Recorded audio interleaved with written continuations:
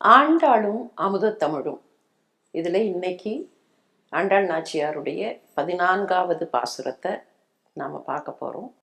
உங்கள் புழக்கடை தோட்டத்து வாவியுள் செங்கழு நீர் வாய் நெகிழ்ந்து ஆம்பல் வாய் கூம்பினகான் செங்கல் பொடிக்கூரை வெண்பல் தவத்தவர் தங்கள் திருக்கோயில் சங்கிடுவான் போதந்தார் எங்களை முன்னம் எழுப்புவான் வாய் பேசும் நங்காய் எழுந்திராய் நாணாதாய் நாவுடையாய் சங்கொடு சக்கரம் ஏந்தும் தடக்கையன் பங்கைய கண்ணானை பாடேலோர் அப்படின்னு கூப்பிடுகிற பாசுரம். இது ஒரு துயிலடை பாசுரம். இந்த இப்ப நாம பாக்குறது எல்லாமே துயிலடை பாசுரங்கள் அப்படின்னு வச்சுட்டா கூட அந்த துயிலடை பாசுரத்துல உள்ள தூங்கக்கூடியவளை எழுப்புற முகாந்திரத்துல ஆண்டாள் நாச்சியார் எத்தனை விஷயங்களை சொல்கிறார். அந்த பாவனை, அது எழுப்புகிற ஒரு பாவனை. அந்த பாவனையில கூட உள்ள உறங்கக்கூடியவள் இல்லை, அவரவர்களுடைய ஆன்மாவை எழுப்புகிறாள் அப்படின்னு சொல்லலாம். இந்த ஆன்மா என்ன பண்ணோம்னா, ஆன்மானாக்கா ஆன்மா நேரடியா வந்து பேசுமான்னு இல்லை, நம்ம மனசு இல்லை, நம்முடைய சிந்தனை.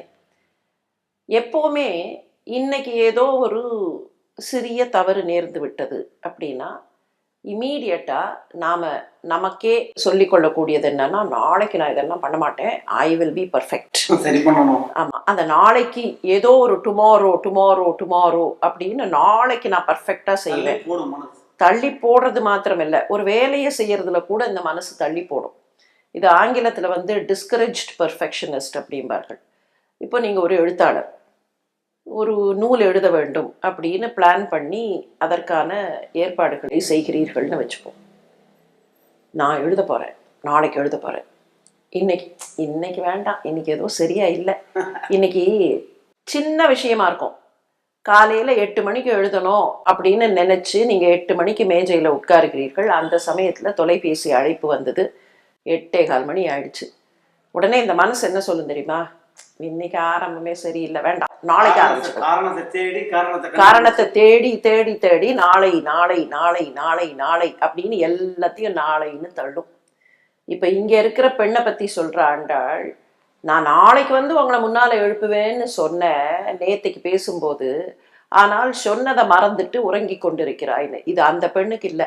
நாளை நாளை நாளைன்னு எல்லாவற்றையும் தள்ளி போடுகிற அந்த மனசுக்கு சொல்றா, நாளை வந்து எழுப்புறேன், நாளை வந்து செய்யறேன், நாளைக்கு நான் எல்லாத்தையும் பர்ஃபெக்டா செய்வேன்.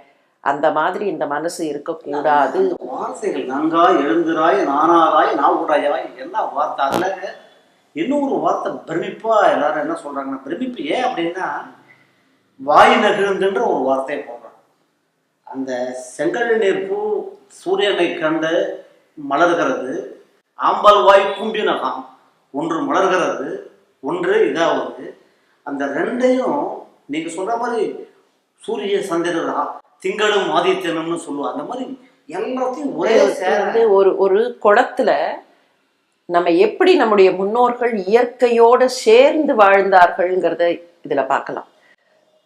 இப்ப இயற்கைன்னு ஒண்ணு இருக்கு, அந்த இயற்கையோட சேர்ந்து இயைந்து போனா வாழ்க்கை செழிப்பா இருக்கும். அந்த இயற்கையை அப்போஸ் பண்ண ஆரம்பிச்சோம்னா சரியா வராது. இது எப்படின்னாக்க, இப்போ நீச்சல் அடிக்கிறார் ஒருத்தர்னு வச்சுப்போம். நதியோட சேர்ந்து நீச்சல் அடிக்கும் போது நதியினுடைய போக்குல போய் நீச்சல் அடிச்சா கொஞ்சம் வேகமா போகலாம். எதிர் நீச்சல் போட்டா போகவே முடியாது, அது அடிச்சு தள்ளும். இப்ப எவ்வளவு அழகான இயற்கை விஷயம். ஒரு குளம் இருக்கு அப்படின்னா அங்க சில மலர்கள், தண்ணீர் மலர்கள், நீர்ப்பூக்கள். இந்த நீர்ப்பூக்கள்ல 2 வர்க்கம் உண்டு. தாமரை வர்க்கம்னு ஒரு வர்க்கம், கருநெய்தல் வர்க்கம் அப்படின்னு ஒரு வர்க்கம். நெய்தல் வர்க்கம், தாமரை வர்க்கம்பார்கள். இந்த தாமரை வர்க்கத்துல செந்தாமரை, வெண்தாமரை, செங்கழு நீர், இதெல்லாம் அந்த தாமரை வர்க்கம். இதெல்லாம் என்ன ஆகும்னா, சூரியன் உதிக்கும் போது எல்லாம் மலர ஆரம்பிக்கும், பகல் பொழுதில் மலர்ந்திருக்கும். இந்த நெய்தல் வர்க்கம்ங்கிறது ஆம்பல், நீலோற்பலம், சேதாம்பல், இதெல்லாம் அந்த கூட்டம். அந்த கூட்டம்லாம் என்ன ஆகும்னா, இரவு நேரத்துல எல்லாம் மலர்ந்திருக்கும், பகல் நேரத்துல எல்லாம் கூம்பி போயிடும். இப்போ இது இயற்கை வச்சிருக்கிற ஒரு அழகான கன்வீனியன்ஸ். எப்படி இந்த கன்வீனியன்ஸ்னா, அந்தந்த பறவைகளுக்கோ அந்தந்த வண்டுகளுக்கோ இரவு நேரத்துல வரக்கூடிய பறவைகள் இது மேல உட்கார்ந்து இங்கேருந்து அங்க போகும்போது மகரந்த சேர்க்கை நடக்கும். பகல் நேரத்துல வண்டுகளும் பறவைகளும் இந்த தாமரை வர்க்கத்துல உட்கார்ந்தா அங்க மகரந்த சேர்க்கை நடக்கும். அப்போ இயற்கை எந்த அளவுக்கு இந்த டிசைனிங் பண்ணியிருக்கு. அதை அவ சொல்றா, செங்கழு நீர் வாய் நெகிழ்ந்து ஆம்பல்வாய் கூம்பினகான். அந்த பூ அப்படி மலர்கிறது எப்படி இருக்குன்னா, அந்த பூ அப்படி தன்னுடைய வாயை மலர்த்தி சிரிக்கிறது. இத பார்க்கும்போது இதுக்கு கிட்டத்தட்ட பேரலா இன்னொரு வரி சேக்கிழாருடைய பெரிய புராணத்துல வரும். அந்த சின்ன குழந்தை திருஞான சம்பந்தர் 2.25 வயசு குழந்தை, அந்த குழந்தை சீர்காழி படித்துறையில அந்த படிக்கட்டுல நின்று அழ ஆரம்பிச்ச உடனே சேக்கிழார் சொல்வர், புனிதவாய் மலர்ந்து அழுதம்பர். வாய் மலர்ந்து அழ முடியுமா? புனிதவாய் மலர்ந்துன்னா மலர் சிரிக்கிறதே தவிர மலர் அழுதுன்னு யாராவது சொல்லியிருக்குமா? மலர் கூம்பும் போதுதான் அழும், மலர் அப்படி மலரும் போது அழாது, அது சிரிப்பு தான்.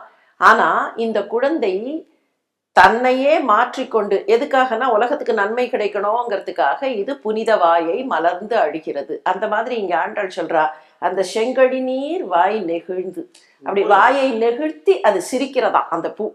இங்க கூம்பல் அப்படி தன்னுடைய வாயை சுருக்கி கொண்டு, சரி இன்னைக்கு சாயந்தரம் நான் மலர்கிறேன் மறுபடியும் அப்படின்னு அது தன்னை கூம்பிக் கொள்ளுகிறது. செங்கழு நீர் வாய் நெகிழ்ந்து ஆம்பல் வாய் கூம்பினகான். ஒரு ஆழ்வாரும் திருமங்கை ஆழ்வாரே திருவாளையில தூவிரிய மலர்முழைக்கு துணையோடும் பிரியாதே பூவிரிய மதுநுகரும் பொறிவரிய சிறுவண்டே தீவிரிய மறை வளர்க்கும் புகழாளர் திருவாளி ஏவரி வெஞ்சலையானுக்கு என் நிலைமை உரையாயன்னு ஒரு திருத்தாயார் பாசுரம், ஒரு தலைவி பாசுரம்.